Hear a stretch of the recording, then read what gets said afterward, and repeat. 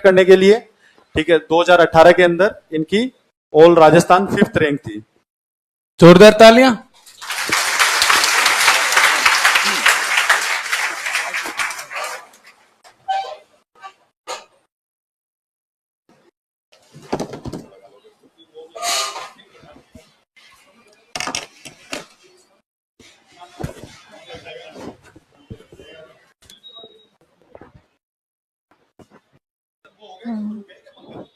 आवाज आ रही है सबको? तो गुड मॉर्निंग, और आप लोगों को बहुत बहुत इस चीज के लिए कॉन्ग्रेचुलेट करना चाहती हूँ कि आप लोगों ने स्प्रिंग बोर्ड फैमिली के आप भी पार्ट बन चुके हो। और मैं सबसे पहले स्प्रिंग बोर्ड फैमिली को खुद को इसलिए भी धन्यवाद देना चाहती हूँ कि वो मुझे यहाँ पे बुलाते हैं आप लोगों से इंटरेक्ट करने के लिए। एक मिनट, अभी टॉपर्स का सिलसिला जारी रहेगा। आप ऐसा मत सोचना कि बस 2-3, अभी 3-4 और रहने चाहिए। तो सबके अपनी अपनी बातें सुन के ही जानी अपने को, ठीक है? क्योंकि जब आप लोगों को मैं देखती हूँ तो मुझे मेरी जर्नी याद आती है। कभी मैं भी उस साइड बैठती थी, जनरली मैं मिडिल रो में बैठती थी, तो मैं वहां से यहाँ तक का जो मेरा सिलसिला हुआ है वो यहाँ आके मेरी सारी मेमोरीज वापस से रिलीव करने लग जाती हूँ मैं। तो मैं अपना छोटा सा इंट्रोडक्शन दे देती हूँ। मेरा नाम वर्षा शर्मा है। आरएस 2011 में मेरी आरएस 2016 में मेरी 211 रैंक थी और आसान अकाउंट सर्विसेज में सिलेक्शन हुआ था। फिर मैंने दोबारा दिया आरएस 2018 और इसके अंदर मेरी 5th रैंक बनी और प्रॉपर एसटीएम में अभी मेरा सिलेक्शन हुआ है। मैंने बीटेक कर रखी है इलेक्ट्रॉनिक्स कम्युनिकेशन ब्रांच से। हालांकि इसका कोई फर्क नहीं पड़ता आपने ग्रेजुएशन में कुछ भी कर रखा हो, क्योंकि इवेंचुअली अपन को यहाँ के सब चीजें फ्रॉम जीरो ही पढ़ाई करनी पड़ती है। और यहाँ पे पढ़ाया जिस तरीके से जाता है वो तो आप धीरे धीरे खुद ही, आपने पूछा भी होगा ही ऑब्वियसली, जब आप यहाँ पे आए हो तो किसी से फीडबैक लेके आए होगे कि मतलब यहाँ पे पढ़ने के बाद घर जाके आपको रिवीजन की भी जरूरत नहीं पड़ती। बट ठीक है, एक बार रिवीजन इसलिए करके आते कि दूसरी दिन क्लास में पूछेंगे तो अपन कहीं शर्मिंदा नहीं हो जाए अपन से पूछे और अपन को आए नहीं आंसर। तो यहाँ पे तो 2 वे कम्युनिकेशन होता है, बाकी जगहों की तरह ऐसे नहीं 1 वे कम्युनिकेशन हो रहा है, टीचर डिलीवर कर रहा है और बस हो गई पढ़ाई, दूसरे दिन आके वापस से वही मोनोलॉग नहीं होता यहाँ पे, बीच में मतलब डायलॉग होता है दोनों जनों के बीच के अंदर। तो आरएस एग्जाम के जो पैटर्न है उसके बारे में मोर और लेस सबको आपको पता होगा। 3 फेजेस होते हैं, वो अभी बता भी दिया होगा संजीव जी ने, वापस वो रिपीटेटिव हो जाएगा बहुत ज्यादा। तो इसको लाइव इंटरेक्शन बनाते हैं, आप लोग मुझसे क्वेश्चंस पूछिए, मैं उनके आपको जवाब दूंगी, ठीक है? कोई पूछना चाहता है क्वेश्चन? आप पूछिए।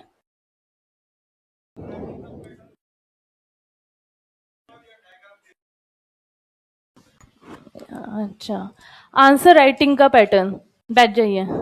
ये डिपेंड करता है क्वेश्चन कौन सा वाला है। 2 मार्कर है तो उसके अंदर अपन को इतनी स्पेस ही नहीं मिलती कि अपन उसके अंदर डायग्राम और इतना वो करे, बस पॉइंट लिखना है डायरेक्ट ही। ज्यादा पॉइंट्स में भी लंबी लंबी लाइनें नहीं लिखनी, बस टू दी पॉइंट आंसर लिखना है सेमी कॉलन की मदद से। कि कुछ भी क्वेश्चन ले लीजिए, जैसे कोई इंस्क्रिप्शन के बारे में है तो इसके अंदर लिखेंगे सिचुएटेड इन, यहाँ पे डिस्क्राइब्स अबाउट ये, बिल्ट बाय ये, बस ऐसे बिल्कुल टू द पॉइंट लिखना होता है। 5 मार्क के अंदर ज्यादातर मतलब पैराग्राफ बेस पे, मैं ये डिपेंड करता है, इसमें आपको कोई एक सेट पैटर्न नहीं है। कई क्वेश्चन होते हैं जिसमें सैलिएंट फीचर्स पूछे जाते हैं तो उसके अंदर आप पॉइंट वाइज लिखिए और बुलेट्स लगाने के बजाय 1 2 3 4 ये मेंशन कीजिए, ताकि एग्जामिनर जब चेक करे तो उसको पता चले कि इन्होंने 5 पॉइंट्स इसमें मेंशन किए। बुलेट्स के अंदर वो इतनी मेहनत नहीं करता कि वो काउंट करेगा कितने बुलेट्स है ये। तो और अगर आपको जैसे पैराग्राफ है, जैसे नेचर ऑफ रिवोल्ट ऑफ 1857 आ गया तो उसके अंदर आप पैराग्राफ में भी लिख सकते हो। तो डिपेंड करता है क्वेश्चन कैसा आया है, वो अपन को खुद को समझ में आ जाता है एग्जाम में जब लिख रहे होते हैं कि इसमें किस तरीके से लिखना है। 10 मार्क का जो क्वेश्चन है उसके अंदर वही होती है कि पहले तो आपको इंट्रोडक्शन देना पड़ता है 2 लाइन में, फिर बीच की बॉडी फ्रेम करनी पड़ती है और लास्ट में इतनी जगह भी इतनी बचती है कि आपको 1.5 लाइन के अंदर या फिर 2 लाइन के अंदर उसको कंक्लूड कर दीजिए। लेकिन कंक्लूड करिए जरूर, नहीं तो ऐसा लगता है आंसर एब्रप्टली खत्म हो गया। तो उसके अंदर भले ही 2 लाइन लिख दीजिए, डज इट सिग्निफाई, जो भी उससे रिलेटेड ऊपर की चीज है, अगर कुछ और भी समझ में नहीं आ रहा तो वो लिख दीजिए, लेकिन एक कंक्लूजन बना के लिखिए उसके अंदर। और पूछिए। हाँ हाँ हाँ, बैठिए। मेरा ये मानना है पर्सनली कि आपको दिलीप सर जब पॉलिटी पढ़ाते हैं तो आपके सब कुछ ही क्लैरिफाई मतलब अच्छे से क्लियर हो जाता है, आपको बुक्स की देखने की जरूरत ही नहीं पड़ती।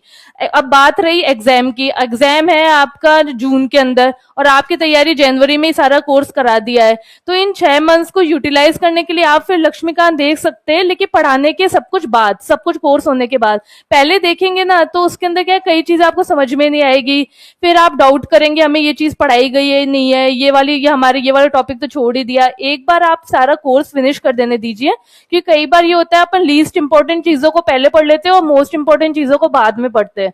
एक बार कोर्स आप सारा तैयार हो जाए आपका, स्प्रिंग बोर्ड के नोट से पढ़ लीजिए।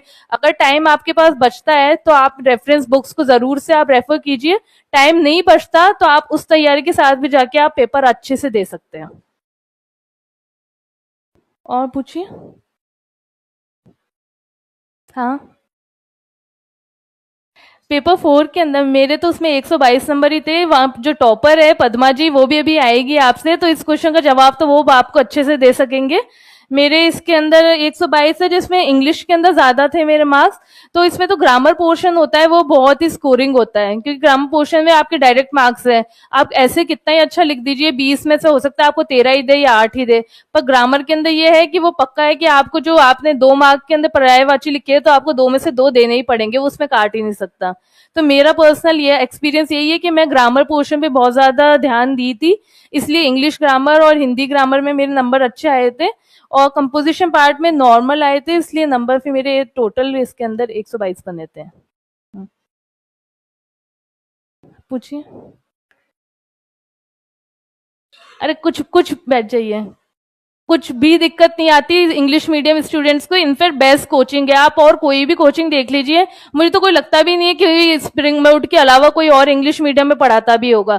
इनफैक्ट यहाँ पे जो दोनों लैंग्वेजेस में पढ़ाने का जो तरीका होता है ना डायग्लॉट, उसमें ज्यादा मजे आते हैं, क्योंकि आपको कई चीजें होती है जो इंग्लिश में इतने अच्छे से कन्वे करेंगे तो वो उसमें इतने मजे नहीं आएंगे, लेकिन वो आपको अपने लोग अपन बात सब हिंदी में ही करते हैं हमेशा, ये तो है नहीं इंग्लिश में करते, तो वो अपन को जब वो कहानियां सुनाते हैं बातें सुनाते हैं इस तरीके से, तो अपना इतना इंटरेस्ट बनता है उस पढ़ाई के अंदर उस टॉपिक के अंदर कि अपने आप को अपने याद होने लग जाता है, और आपको इंग्लिश के अंदर नोट्स बेहतर तरीके से यहाँ पे लिखाए जाते हैं। मैंने खुद में भी यहीं से तैयारी की है, तो उसकी आप बिल्कुल निष्फिक्र रहिए, इंग्लिश हिंदी की आपको किसी में कोई समस्या नहीं आएगी।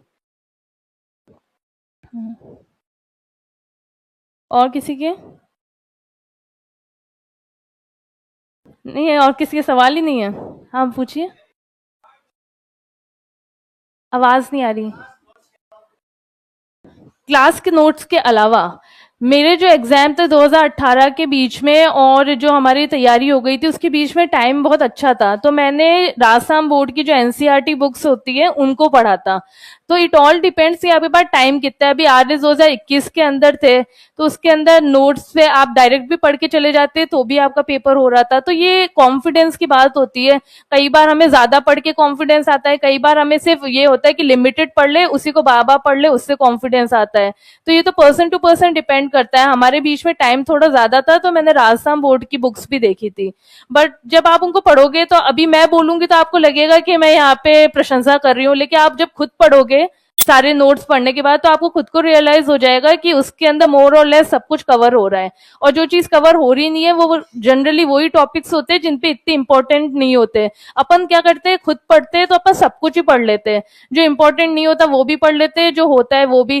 तो अपन को क्या होता है इजी से इजी चीज भी टफ लगने लग जाती है और टफ से टफ चीज मतलब अपन को कर ही नहीं पाते। और अब जब अपन इनके अकॉर्डिंग चलते हैं स्प्रिंग बोर्ड के नोट्स के अकॉर्डिंग, क्योंकि मैं इनके अकॉर्डिंग चली थी तो मैं वही बता सकती हूँ, तो अपन को एक गाइडेंस मिल जाती है कि अपन को क्या पढ़ना है, रिफाइन हो जाती है अपनी नॉलेज भी और अपना सोर्सेज भी। तो इतना टफ एग्जाम है आरएस, कोई इजी एग्जाम नहीं है, बहुत टफ एग्जाम है, लेकिन वो भी अपन को इजी लगने लग जाता है। क्यों? क्योंकि अपने पास प्रॉपर स्ट्रेटेजी होती है एग्जाम को क्लियर करने के लिए। तो जो इतनी भीड़ होती है एग्जाम देने के लिए उनसे अपन अपने आप ही थोड़ा ऊंचा हो जाते हैं, क्योंकि अपने पास पढ़ाई का तरीका अपन को पता है, इतने टेस्ट लिख रहे हैं तो अपन को आंसर राइटिंग का तरीका पता है, इतने टेस्ट होते हैं, वीकली टेस्ट हो गया आप लोगों के, कितनी बार गलती करोगे, 1 बार करोगे, 2 बार करोगे, 10 बार करोगे, 11वीं बार तो आपकी सही होगी होगी ना वो चीज। तो ये टेस्ट से आपका बहुत रिफाइनमेंट होता है, टेस्ट से कभी डरिएगा भी मत।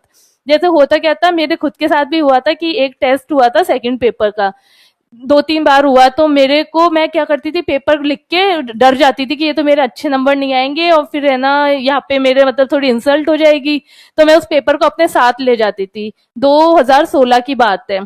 तो इस चीज में क्या हुआ, मेरा ही नुकसान हुआ, मेरी 211 रैंक आई थी। क्यों? क्योंकि वो जो टॉपिक्स मेरे वीक थे वो वीक ही रहे, क्योंकि मैं उसमें छुपा के ले जाती थी, मुझे मेरी गलतियां ही पता नहीं चलती थी क्या है। 2018 में मैं देखा अगर मैं खाली भी छोड़ूंगी तो छोड़ दूंगी, लेकिन मैं पेपर वहां पे सबमिट करके आऊंगी और पूरा लिख के आऊंगी ताकि पता चले कहाँ गलतियां होती है। उसका फायदा ये हुआ कि मेरी जितनी गलतियां थी, लास्ट में आते आते सारी गलतियां मुझे पता हो गई कि कहाँ पे मैं है ना गलत लिखती हूँ। जैसे मैं क्या करती थी, आंसर की जगह इतनी सी, लेकिन जबरदस्ती उसके अंदर ज्यादा से ज्यादा लिखने के लिए इतना ज्यादा उसमें लिखती थी कि पूरा घिचपिच हो जाता था, पढ़ने में ही नहीं आता था क्या लिख रहे हैं। तो जहां ज्यादा नॉलेज होती थी वहां इतना ज्यादा लिख देना, और जहां बिल्कुल नहीं होती वहां पे बिल्कुल खाली खाली छोड़ देना। तो ये दोनों ही अति हर चीज की बुरी होती है। वो आपको वहां पे सामने वाला अगर वो रीड ही नहीं कर पाएगा तो मार्क्स कहाँ से देगा। तो अब बस आपकी राइटिंग थोड़ी पढ़ने लायक होनी चाहिए। साथ ही मैं वो पॉइंट्स वाली जो बात बता रही हूँ मैं बुलेट्स में लिखती थी, तो इतना उसमें प्रॉब्लम होती चेक के अंदर कि 1 2 3 एक ऐसे कोई गिनने नहीं बैठता, क्योंकि उसके सामने स्क्रीन के ऊपर पेपर होता है, हार्ड कॉपी नहीं आती एग्जामिनर के पास। तो आप पॉइंट्स में लिखोगे 1 2 3 4 5, तो उसको पता होगा इसने 5 पॉइंट्स लिखे और पॉइंट्स में ये लिखा है।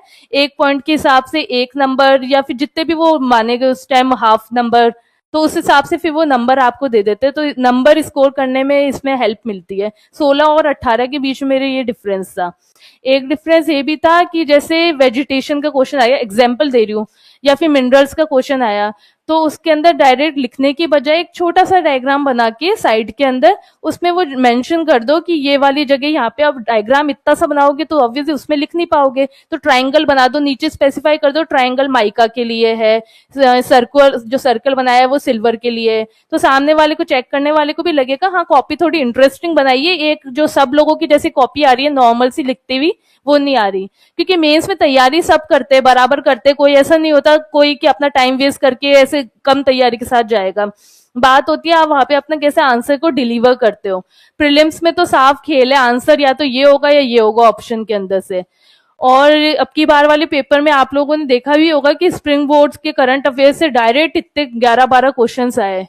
करंट अफेयर्स के क्वेश्चन उसमें शायद 22 इतने आए थे अब की बार, उसमें से डायरेक्ट 11 क्वेश्चन आना, 12 क्वेश्चन आना बहुत बड़ी बात है। मतलब किसी कोचिंग का ये इतना नहीं रहता कि इतना डायरेक्ट इतने मार्क्स के आपके डायरेक्ट आ रहे हैं। तो आप सोचिए आप कितने बच्चों से ऊपर हो जाएंगे प्रीलिम्स के अंदर इतने क्वेश्चन डायरेक्ट करते हैं। तो आप इन पे भरोसा करके आप अपनी तैयारी कीजिएगा नोट्स की। ये नहीं कि आप ना एडिशन पढ़ने में लग गए और उन चीजों को आपने सेकेंडरी कर दिया। नोट्स आपके प्राइमरी होने चाहिए, उसके बाद में आपके सेकेंडरी सोर्सेज होने चाहिए जो आप बाद में देखते हैं। उनके लिए टाइम मिले तो टेंशन नहीं लेनी, इन नोट्स के थ्रू आप जाएंगे बहुत अच्छा स्कोर करेंगे। ये मैं मेरे पर्सनल एक्सपीरियंस से कह रही हूँ। तो ये है। और पूछिए। हाँ हाँ हाँ, मेंस की बात कर रहे हैं आप?